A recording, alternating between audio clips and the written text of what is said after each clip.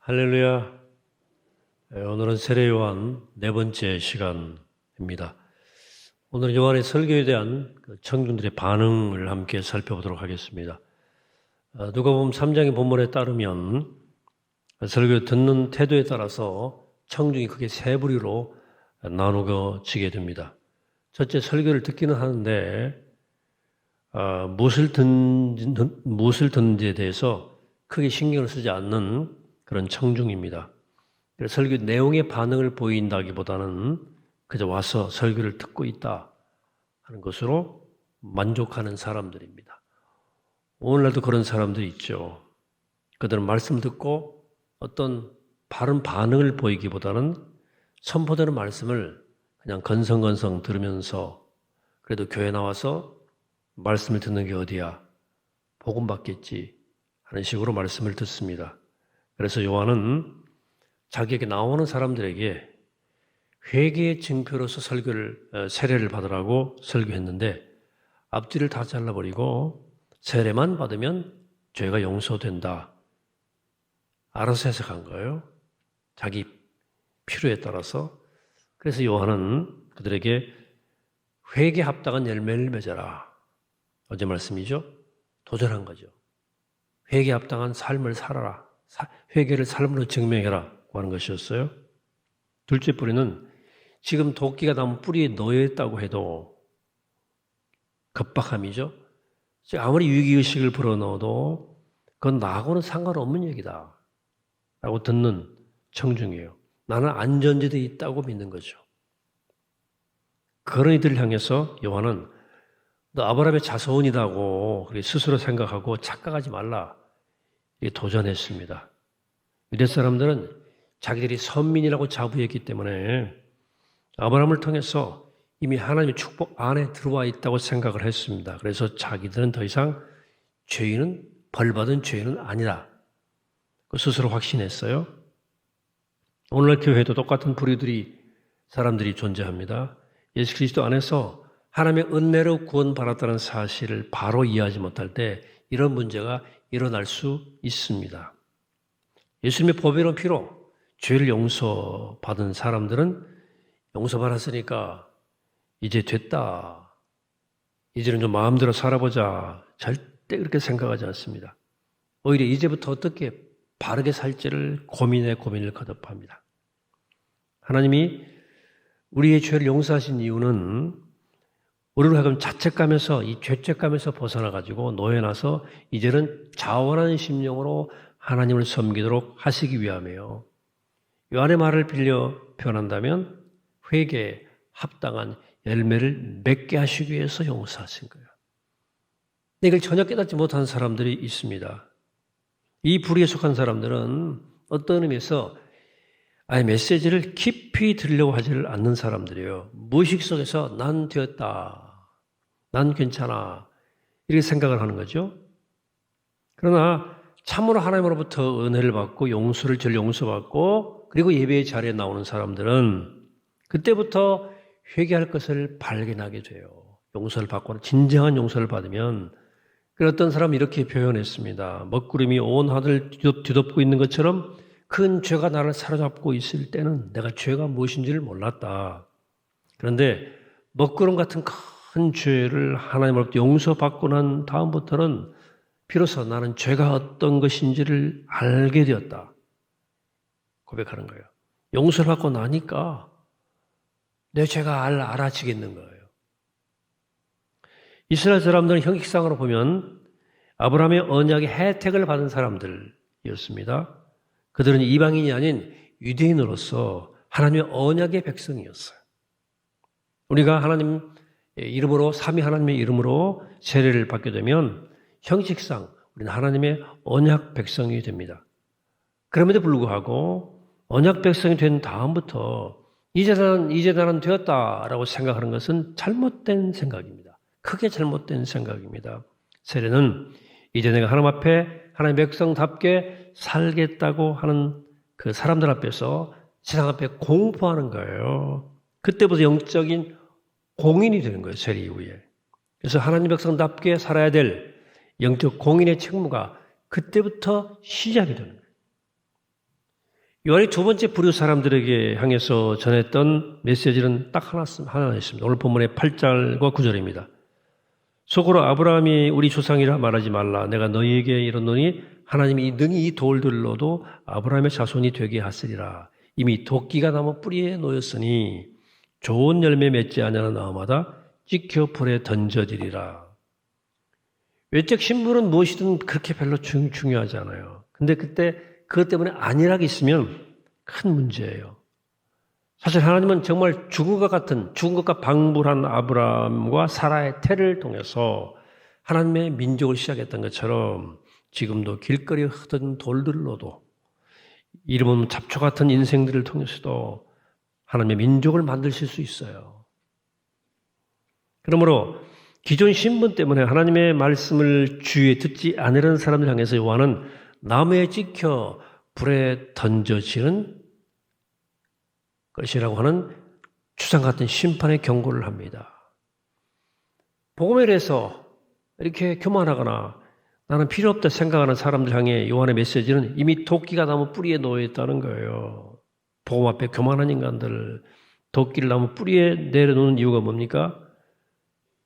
내려놓고 들었다가 치려고 하는 거예요. 찍을 자리 도끼를 딱 이렇게 겨누어 보고 있는 거 아니에요? 도끼가 나무 뿌리에 놓였다. 왜요? 들었다 치려는 거죠. 그래서 찍을 자리에 도끼를 정확히 겨누어 보는 겁니다.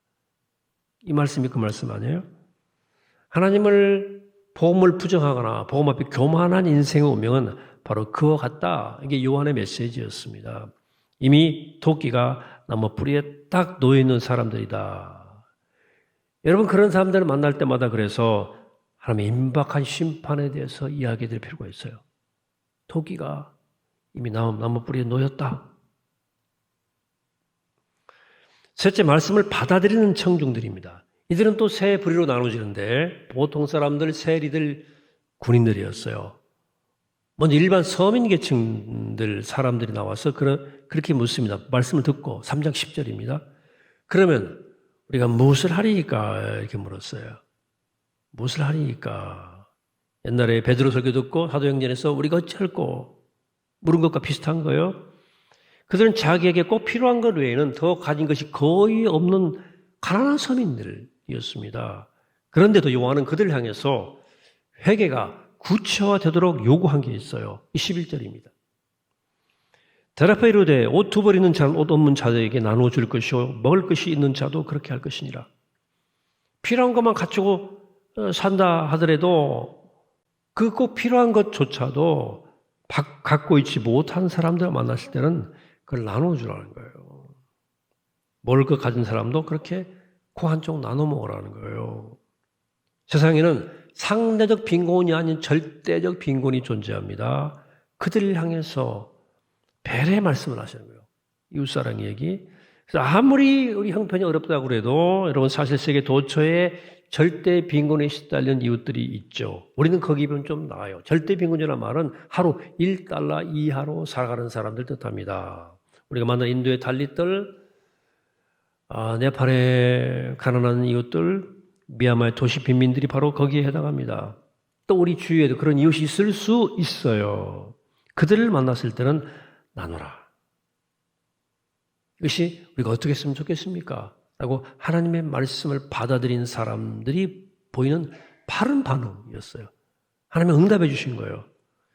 또한 세리들이 세례받고자 요한께 나왔어요. 세리는 오늘날말로 말하면 세무공무원입니다. 당시 유대 사회에서 세리라는 말은 자주 죄인이라는 말과 함께 등장했어요. 죄인과 세리와 죄인.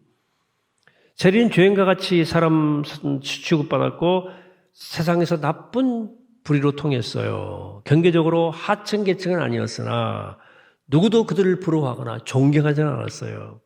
그들이 로마 정부의 위임을 받아서 세금을 걷어들이는 일을 했는데 직책을 이용해서 세금을 더 걷어 자기 호주머니를 채웠기 때문에 동족의 배신자로서 멸시와 미움을 받았던 거예요. 요한은 자신에게 나오는 사람들에게, 나오는 세리들에게 그 직업을 관두라고 권면하지는 않았어요. 그래봤자 그 직무를 대신한 다른 사람이 똑같은 부정을 저지를 거거든요. 그 자리에 있으면. 신앙인은 부패한 곳이라고 그래가지고 피하거나 물러서서는 안 돼요. 어떤 의미에서 바른 그리스도인들이 세무 공무원이나 세무나 회계를 다루는 곳에 더 많이 들어가야 됩니다. 혹 그런 자리에 일하는 분이 있다면 하나님이 나를 그 자리에 배치하신 뜻이 무엇인지를 물어봐야 돼요.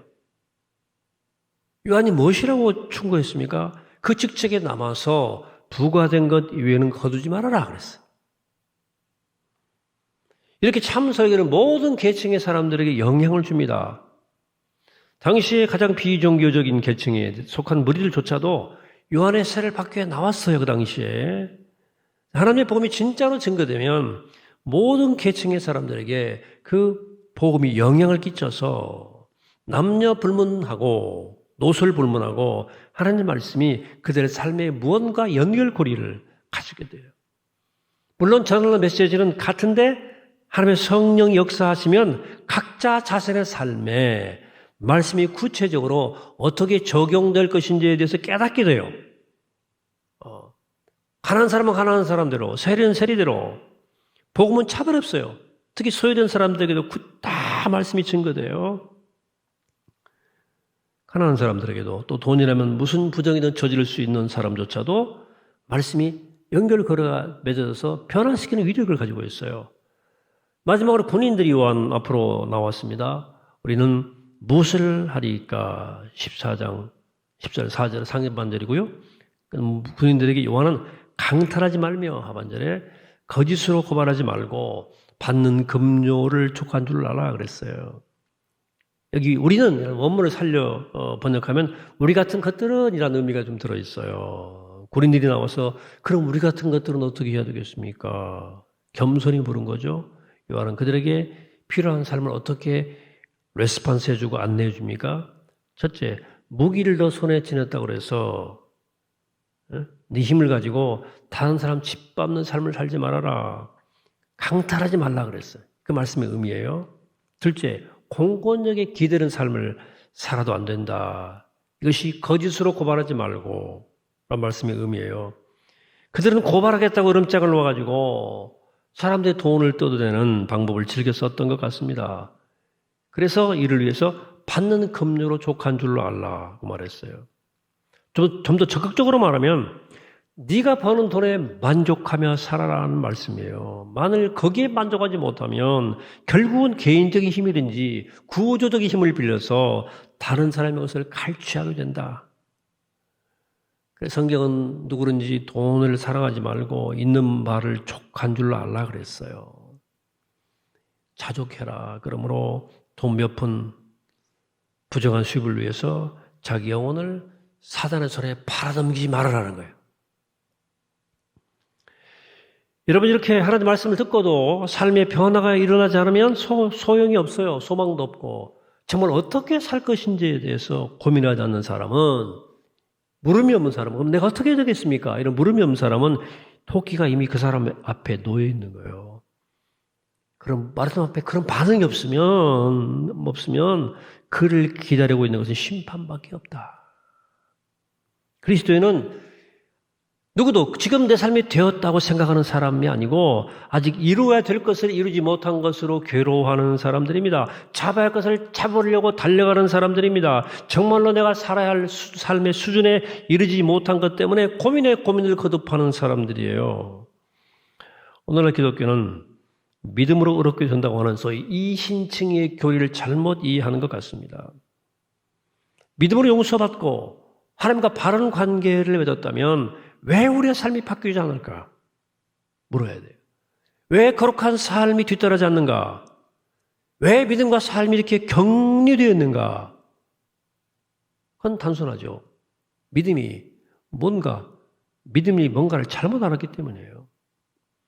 믿음은 예수 그리스도의 피가 내 죄를 용서해 주었다고 입으로 중얼거리면 우리 죄가 용서되는 주문이 아니에요. 정말로 믿음은 역사하는 힘이 있지만 의미 없이 이렇게 사용될 때는 아무 소용이 없다. 그 믿음 때문에 말씀이 작용해야 삶이 바뀌어야만 그게 참 믿음이라는 거예요.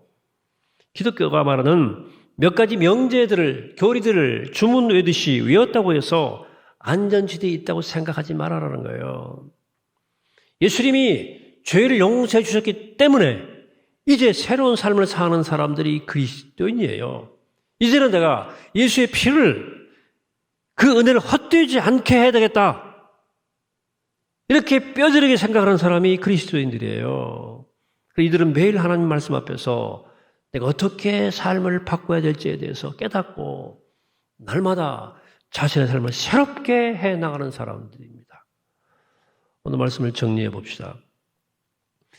말씀을 듣는 사람들은 오늘날도 세 부류로 나눠요. 먼저 자기 기분 좋을 때를 오해해서 교회만 나오면 복을 받는다라고 생각하는 사람들이 있습니다. 말씀을 듣는 것만으로도 괜찮다, 충분하다. 어떤 사람도 다다익선이라 그래가지고 막 듣기도 많이 여기저기 많이 들어요. 들어도 별 소용이 없습니다. 두 번째, 무슨 말씀이든 세게 들려가지 않고 나한테 적용하지 않고 나는 되었다 생각하는 사람들이 있어요. 그 말씀이 나한테 해당되는 말씀이라고 생각하지 않아요. 나에게 적용돼야 할 말씀이라고 생각하지 않는 경우죠. 역시 들어도 소용없는 경우예요. 세 번째 부류는 말씀을 들을 때마다 그러면 우리가 무엇을 해야 하겠습니까? 이게 묻는 사람이요. 내가 이 말씀을 듣고 어떻게 살아야 되겠습니까? 하고 말씀을 내 삶에 어떻게 적용시킬지를 고민하는 사람들입니다. 오늘 세 번째 부류가 그런 반응을 한 거 아닙니까? 우리가 무엇을 하리까? 여러분 어디에 속해 있습니까? 각자 자기를 점검해 보시기를 바랍니다. 할 수 있으면 아니 꼭 그렇게 말씀을 듣고 그러면 내가 어떻게 해야 되겠습니까? 이렇게 반응해야 돼요. 이렇게 반응하시기를 축복합니다. 하나님 지금 이 말씀이 나를 향한 말씀인데 그러면 나는 어떻게 해야 되겠습니까? 물을 때 하나님께서 여러분들에게 그 다음 말씀을 주시고 오늘 보통 사람들에게 세례에게 구린들에게 말씀한 것처럼 그 다음 말씀을 주시고 말씀이 삶이 되게 하는 역사를 허락하실 것입니다. 그래서 말씀은 그 말씀에 반응하고 말씀이 내 삶 속에서 역사하시기를 원하는 이들에게 비로소 능력이 되는 거예요. 그 말씀 속에 역사하시는 하나님은 좋으신 하나님이고 전능하신 하나님이세요. 여러분 그런 말씀 앞에 반응하십시오. 반응하십시오. 그래 말씀이 우리 삶 속에 살아 역사하시는 말씀 되기를 이 아침에 주임으로 간절히 축원합니다. 마치겠습니다. 거룩하신 아버지 하나님, 오늘 주의 말씀을 듣습니다. 우리 가운데 들려지는 말씀을 듣고 그냥 듣는 것이 아니고 나랑 관계없다 생각하는 태도가 아니고 오늘 가난한 사람들과 세리와 구린들처럼 그러면 우리가 어떻게 해야 되겠습니까? 우리가 어찌하리까? 묻는 믿음이 있어서 말씀 앞에 반응하고 말씀을 적용해서 말씀이 삶이 되는 놀라운 역사를 경험하는 변화의 삶을 살아가는 주님의 귀한 자녀 될 수 있도록 축복하여 주옵소서. 감사드리옵고 예수 그리스도 이름으로 기도하옵나이다. 아멘.